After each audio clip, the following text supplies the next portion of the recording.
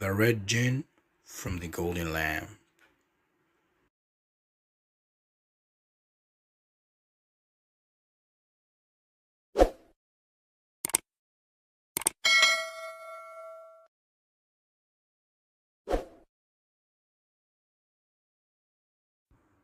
A dark, stormy night.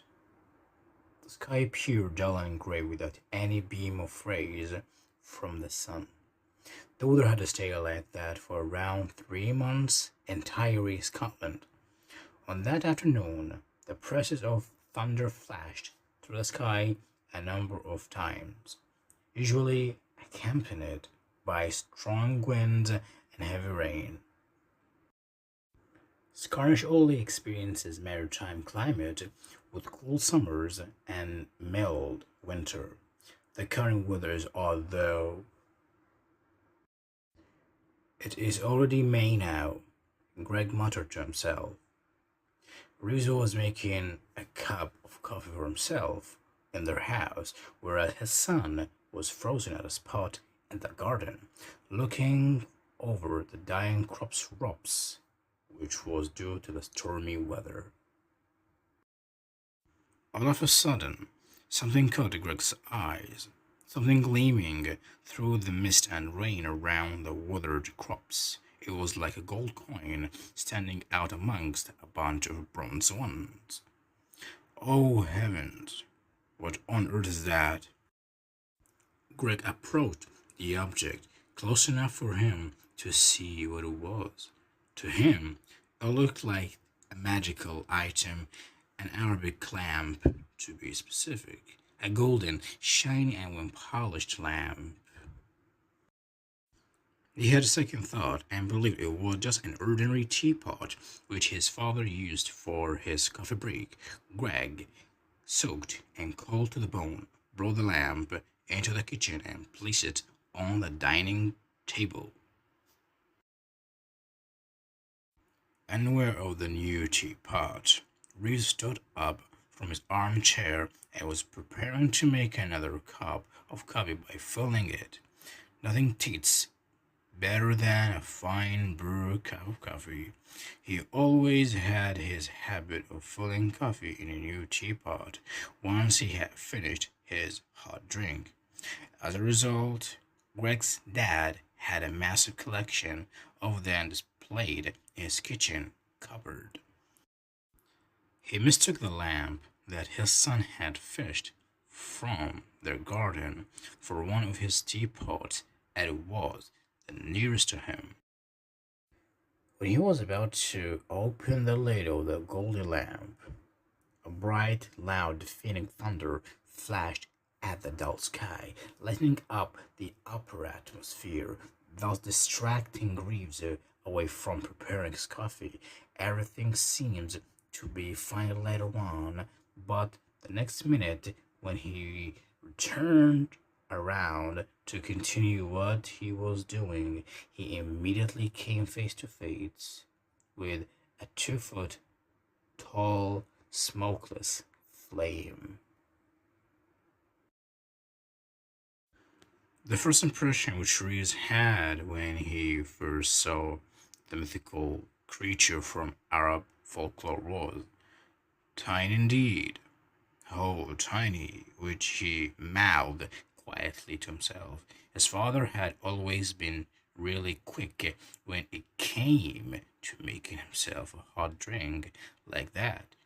Greg wondered and lay down the newspaper slowly, to only find himself in the same position as his dad, speechless, frightened, and astounded at that red small figure.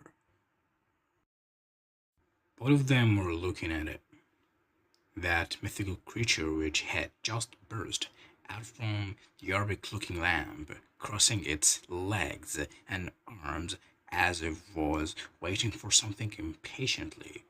It was impossible for them, the father and the son, to distinguish the gender of it. From their point of view, it looked partially woman and partially man. At the same time, the body was red in color and it was dressed in simple Arabic women's robes as well, with a lot of golden jewelry worn from head to toe. Long black silky hair was growing out of its head, tied neatly in ponytail braids. However, there was thick facial hair on the outer surface of its upper lip, and it seemed like the mustache had been shaved not long ago. It did confuse Greg and Reeves at that point, but they had overcome their surprise after looking at it for quite some time. It hadn't spoken at all ever since it popped out from the lamp until Greg spoke to the figure. It replied back to him with an impenetrable answer accompanied by a strong, deep, manly voice. That was when they concluded that it was a regular human being despite its appearance, which resembled half a man and half a woman. They had a nosy neighbor who practically had a depth of knowledge about folklore and mythical creatures. They called her Rover, and all she needed was one look at it, and she could indicate their mistake. It is a jinn, of course, the woman replied. By rubbing the magic lamp, the mythical creature will appear and usually grant you three wishes. How, where, and when did you obtain the jinn's lamp? Did it just fall from heaven to earth? Please, do tell me. I am really eager to know. With her questions whirling around in the house for further details on the jinn, Greg became rather irritated. He straightway shoved his nosy neighbor out of his house and shut the door right in front of her. Reeves and Greg once again gazed back at the spot where the jinn appeared. This time, the mythical creature was nowhere to be found, neither hint of any shadows nor muddy footprints could be seen. The only thing which stood still at the giant's spot was that same golden shiny lamp they had seen earlier. News had spread quickly by mouth around the area where Reeves and Greg dwelt. On the following day, neighbors already knew everything about Greg's encounter with the jinn from the mysterious lamp. Reeves gave a big sigh while staying up late at night, staring at that golden object.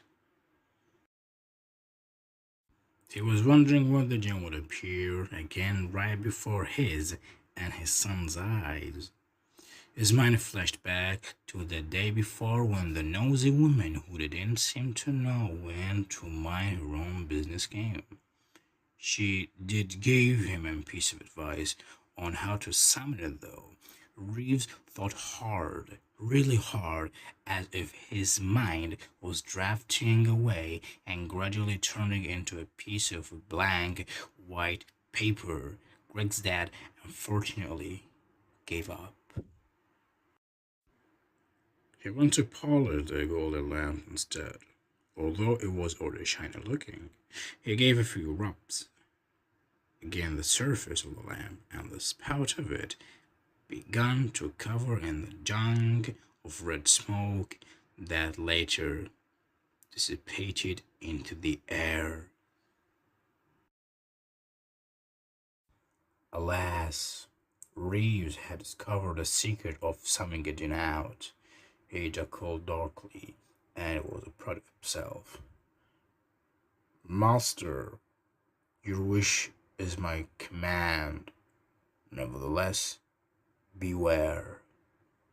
Greg woke up from his sleep as he was disturbed by the deep, intense voice of the jinn and joined his father at the kitchen table. It was still late night, around 2 o'clock in the morning, when everyone else was fast asleep. The environment was quiet as well as peaceful. Only the chirping of a few crickets away in the silent night could be heard from the inside of their house. Greg was surprised with what the jinn had spoken earlier to his father because he had tried to communicate with it once, but all it did was answer him back in incomprehensible manner. The father and the son had no idea what the jinn meant. Both of them were left clueless, stunned with those few words wish, command, and beware. They had a strong impact on Greg and Reeves as the words kept deliberately crossing their minds. It was stuck in their empty head like a gun's bullet, leaving behind an extremely deep hollow in their minds, carnivorous and intense. Wish, command, beware, wish, beware. Greg repeated to himself. The jinn was again sitting there with that similar impatient pose he had seen before. It seemed like it wanted to say something to break the silence in the house. Had limited wishes. It didn't speak much. Only these three sentences poured out from its mouth. The jinn didn't appear to have a care in this world whether Greg and his father understood what he really meant. It left the rest of the puzzle for them to figure out. Reeves was frustrated from thinking too much about it until he heard had limited wishes. That was weird, he said.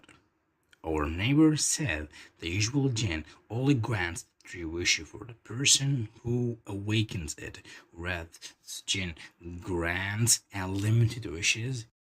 His eyes began to shine with greed, and he straightway decided to wish for more crops to harvest in order to earn more money.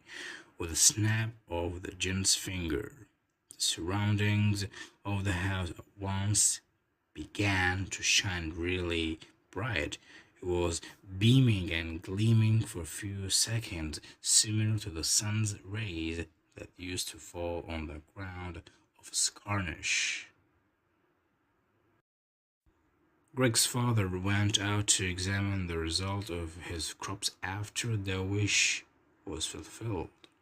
He chuckled and clapped both of his hands together as he so lost in his thoughts on the money he would earn in the future. However, to his dismay, all he saw was more dead crops surrounding his house's garden. This time, the foliage of the vegetation had only turned more brownish and was drooping heavily on each of their nodes. There weren't even any ripe, fresh colored fruits growing out of the plants, which were supposed to be ready to be harvested. Reeves and Greg had a puzzled look on their faces. What sorcery is this gin? My wish was supposed to come true, but all I get is just land full of more dead crops. Reeves had an unsatisfied look on his very sad face. All his hopes of becoming the richest man in the neighborhood had been completely crushed, as he was now left with nothing. He was about to put the blame on the jinn for the outcome of his wish, but it had already drawn itself back into the lamp. Hence, After his experience, Reeves came to his senses and advised his son that they should make profit out of the fact that the magical being grants unlimited wishes despite reversing them. Instead, they tried to make advantage whenever they could, as it never went against its master's commands. It happened so that every single day they looked forward to their own business in the Scarnish neighborhood in hopes of being able to make big money by simply just forcing the gin. A huge crowd of visitors increased day after another at their doorsteps, and the family business depended on the admission fee they had collected. It was happy somehow, but it had no choice. The genie gradually, day by day, wore a really grumpy look upon his face, a frown which matched his eyes and brows that furrowed deeply. Its face used to bear a very confident look whenever he appeared out from his lamp, but now it had been replaced with a much different one instead. With the money Reeves and Greg had saved, they rebuilt their current old house into a large two-story mansion, accompanied by balconies and a better garden containing rich, fertilized soil for growing their crops. The father and the son were practically enjoying the life they had long desired, especially on the weekends. All they had to do was to take care of their crops without worrying about their financial problems. Isn't this magnificent, Dad? A week after our business, and we are already filthy rich. Greg gave a gentle tap on the gent's lamp after placing it on the mini coffee table and went to sit next to his dad. Reeves put down the newspaper with a smirk. Their business was as usual for today. It was going to begin in less than 5 more minutes. As soon as Greg's dad tried to bend over to read from the lamp, he felt cold air at the tips of his fingers. He tried to grasp hold of the object, the round-shaped figure of it, together with its spout, similar to an appearance of a teapot. Unfortunately, it stood for nothing. On the surface of the mini coffee table. Where is the golden, shiny Arabic clam, Greg? Where is it? Reeves anxiously yelled out.